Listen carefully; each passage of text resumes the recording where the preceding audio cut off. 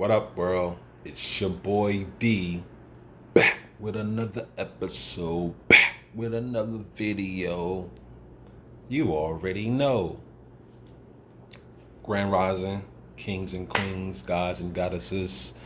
Um, so today, I want to speak about a topic that I I've ran into as of recently, and it became a little bit more um, on my mind, and I wanted to speak about it.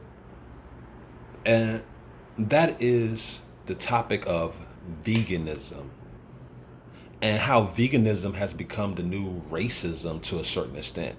And honestly, I don't care if you agree or disagree, but this is my knowledge on it and my opinion on it. So I'm going to give it. Um, First and foremost, I don't claim to be vegan. I don't claim to be plant-based. I don't claim to be vegetarian. I don't claim to be pescatarian. None of those. I claim to eat healthy. And the reason I do that is because I don't like to be labeled or put in a label. And that's what I feel like veganism has become to a certain extent. And what I want to do first is I want to read you the definition of veganism so you can understand where I'm coming from. And then I'll read you the definition of racism and then see how both of them are aligned with each other to a certain extent, especially in the privileged community. And when I say privileged community, I mean those of European descent and of Caucasian background. Because as how I've been learning, a lot of this has come from them and bringing new definitions on what veganism means. And it didn't start that way. However, they have done what they usually do, went inside, took a word, and used it for their own benefit and made it to where they have denounced certain people, and now certain people feel in a certain way that they can't consider themselves vegan because of the process that they're taking to become it. So first I want to read veganism. Now veganism is the practice of abstaining from the use of animal products, particularly in diets and associated philosophy that rejects the commodity status of animals. An individual who follows a diet or philosophy is known as a vegan. Distinctions may be made between several categories of veganism. Now, I understand veganism means to eat more along the lines of plants and nothing to do with animal product. That includes dairy. That includes anything with the use of animals. And I get that, and I understand, and I respect the ideology on that. Now we're going to go to the word racism.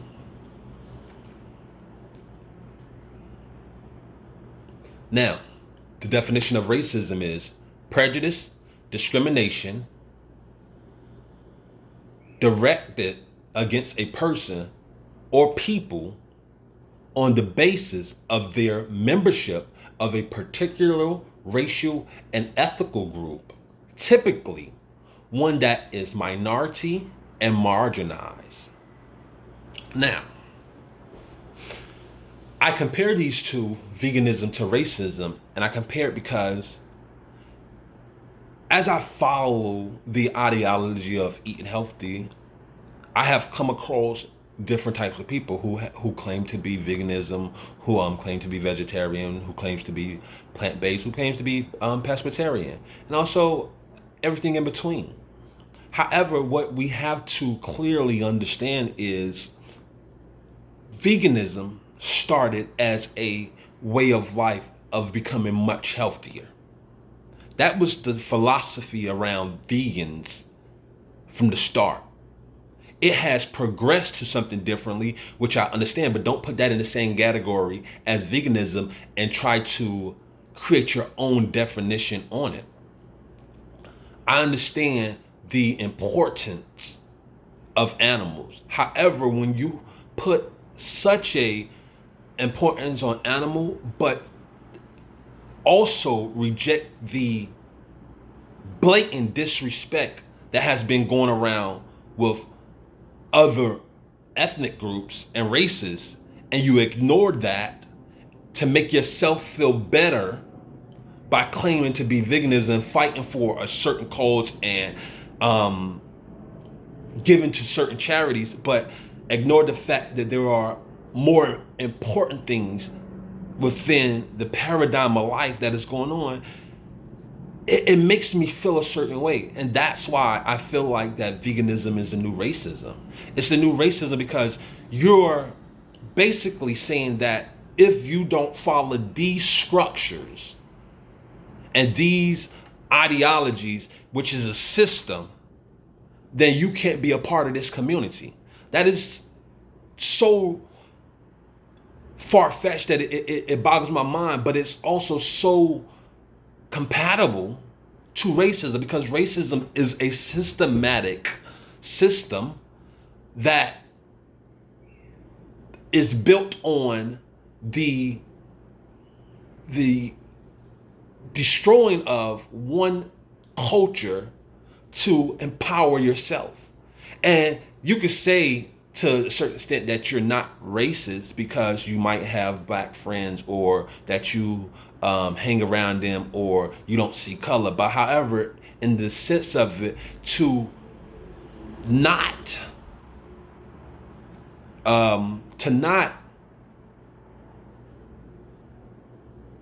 speak on it, or to ignore the fact of what's going on, is the same thing as being a part of the problem.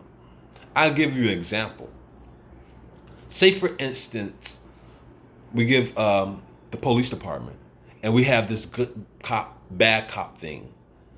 If you see a cop doing something that you know is not right, and you still don't speak on it, and you still don't voice it, then you're a part of the problem too. And with veganism, you have to understand, everyone don't have the privilege to eat a certain way and doesn't have access to those things. So it's a process for them.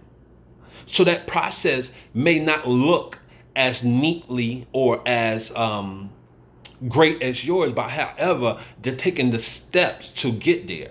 They might not have the ideology that they don't want animal abuse, which I respect. I understand that.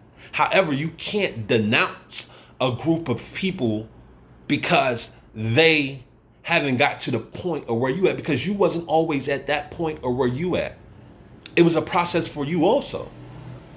So understanding that is understanding that everybody has to take their own steps towards it. And they'll go and people will explain, like I was having a discussion with someone recently on Instagram about this whole veganism thing. And he said, oh, that's just you making excuses for the fact that you allow animal abuse. No, that's not me making excuses for allowing animal abuse. It's me understanding that anyone who starts off the journey slowly. We could go with a baby. A baby don't just start walking or start running when it first come out his mother's womb. It takes steps. You don't start riding a bicycle before falling off. But however, you choose to label people a certain way because they are not as far along as you. And that's unfair. And that's why I myself don't consider myself a vegan. Because I don't want to be put in a box and squared in to only one specific ideology of things. Because there's so much more that could be done and understand. Because when you look at it and you put your mental on just fighting for vegans and animals, but ignore the fact that there is so much racism going on in this world, you begin to become delusional about the real issues at hand. And those real issues start with understanding as human beings, what do I need to do to make sure that we live a more empowering, a more loving lifestyle? And then we can progress to understanding each step after that. But however, we all so differently apart on so many different subjects that we try to make ourselves feel better by just particularly going to one certain way. And the thing that bugs me, and this is, I know this from experience of knowing vegans and being around them. You claim to be vegan, or you claim this ideology of veganism, however you own pets. To own a pet, say for instance a cat and a dog, that is to a certain extent abuse. No, you're not abusing the animal in a physical form, but however, to take the animal away from its mother at its birthing stage and to feel like you need to make a connection with it, and it's this connection with its mother is less important, is also animal cruelty. Because think about it, if you was taken away from your parents at a young age and you wasn't to be able to be nurtured the way you wanted to be nurtured in the process of it, because you felt like that this animal has a better life with you and you can do more for it than with his mother, who's to say that? So that's why I say it's the new racism, because you align your values with only certain ideologies, but you ignore the other important things that are prevalent. Like, that doesn't make sense to me. And I would love for people to comment. I would love to get people feedback on it. But for me, in my personal opinion, I believe veganism is the new racism. And that's why I don't want to be under that label. I'd rather just eat healthy, and I'd rather just create a culture around healing people and helping them understand that the first and most important part is healing your body. And then you take the steps necessary to progress to other things. If you choose to be an activist in that arena, then so be it. But the most important part is creating habits in your life that are healthy for you. Creating habits that clears your mind to make you understand what is being consumed on a daily basis in your body. And if that takes a slow process for you, then so be it. Because with my organization and with my company, Cash, our process is to understand how to heal the hood and how to give them the tools and the knowledge needed, necessary, so they can eat healthy, because we don't have access to those type of materials in our hood, not on a large scale. And then it's very expensive, and I understand that. As a black man, I understand that it's expensive to eat. So what I'm doing is creating a meal plan and creating an understanding around how to eat healthy while also tasting good, and bringing the understanding and the belief system that we can create a healthy lifestyle while enjoying the foods that we like and being healthy on a budget where it doesn't have to be expensive.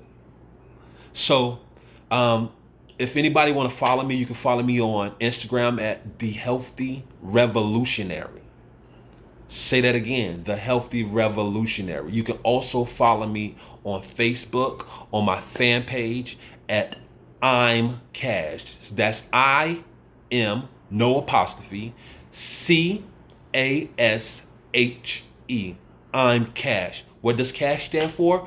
Constantly achieving successful habits every day. I'm going to sign off with that. You heard? Peace.